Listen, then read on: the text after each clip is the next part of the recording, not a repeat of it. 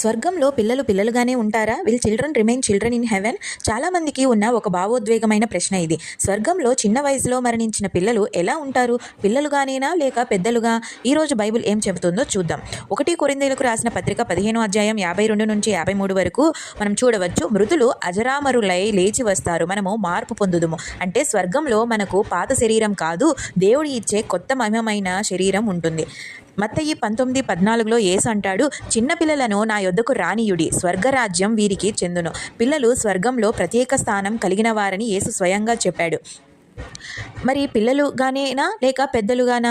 Bible స్పష్టంగా పిల్లలు ఎలా కనిపిస్తారో చెప్పదు, కానీ మనకు 2 సంకేతాలు ఉన్నాయి. స్వర్గంలో మనకు పరిపూర్ణమైన శరీరాలు ఉంటాయి. అక్కడ వృద్ధాప్యం, రోగం, మరణం లేవు. దేవుడు ఇచ్చే కొత్త శరీరం పరిపూర్ణమైనది. కాబట్టి మన వయసు ఇక్కడి ప్రమాణాలతో పోల్చలేం.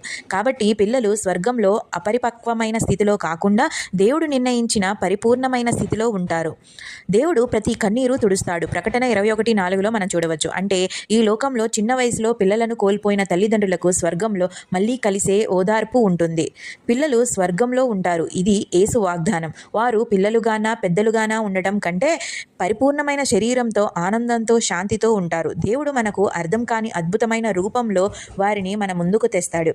చిన్న వయసులో మరణించిన పిల్లలు స్వర్గంలో పరిపూర్ణమైన స్థితిలో ఉంటారని తెలుసుకోవడం ఎంత అద్భుతమైన ఆశ కాదా?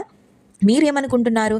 స్వర్గంలో పిల్లలు పిల్లలుగానే ఉంటారా లేక దేవుడు వారికి పరిపూర్ణమైన కొత్త రూపం ఇస్తాడా? మీ అభిప్రాయాన్ని కామెంట్స్లో పంచుకోండి. మనం కలిసి చర్చిద్దాం.